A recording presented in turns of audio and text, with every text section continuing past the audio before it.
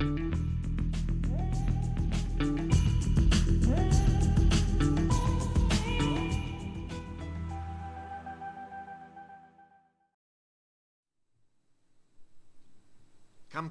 campioni, campioni, campioni. Le ragazze del Bardolino Verona conquistano il quarto scudetto nella storia del sodalizio giallo-blu, il terzo consecutivo, con una giornata d'anticipo sulla conclusione del campionato. In uno stadio Belvedere gremito da 1600 spettatori, il calendario del massimo campionato ha messo di fronte alla penultima giornata le due corazzate del calcio femminile italiano, Bardolino Verona e Torres. I 3 punti di vantaggio delle veronesi sulle sarde potrebbe far pensare ad una gara accorta da parte di Panico e compagne, ed invece sono le gardesane a fare la partita con le sarde pericolosissime in contropiede. La numero 1 rosso-blu Cupido si supera al 16esimo andando a deviare in angolo la conclusione di Viviana Schiavi. Il Bardolino preme ma ottiene solamente una serie interminabile di battute dalla bandierina. Per contro la Torres in contropiede sfiora il vantaggio con Iannella, che coglie la traversa con una conclusione da fuori area.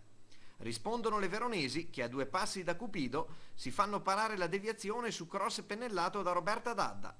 Si va così a riposo a reti inviolate. L'avvio di ripresa è tutto di marca sarda, con Fuselli che calcia a lato da buona posizione e Pintus che non inquadra la porta su deviazione aerea.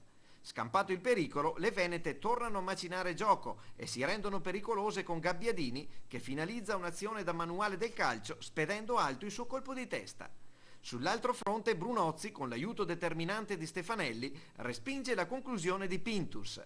La neoentrata Valentina Boni nell'area piccola non riesce a trovare lo spiraglio vincente e sul capovolgimento di fronte la Torres non approfitta di una dormita della retroguardia scaligera. Quando ormai il pareggio sembrava il risultato più probabile, a 9 minuti dal 91esimo arriva la rete che consegna il tricolore alle veronesi. Pallone delizioso servito da Valentina Boni e Patrizia Panico, che in area di rigore riesce a servire Gabbiadini prima di venire travolta dalla numero 1 sarda. La Speedy Gonzales deve solamente sospingere la sfera nella porta sguarnita. Si conclude dunque nel tripudio giallo-blu una giornata di emozioni e sport autentico. Il Bardolino Verona entra nella storia del calcio femminile, conquistando il tricolore per la 3ª stagione consecutiva.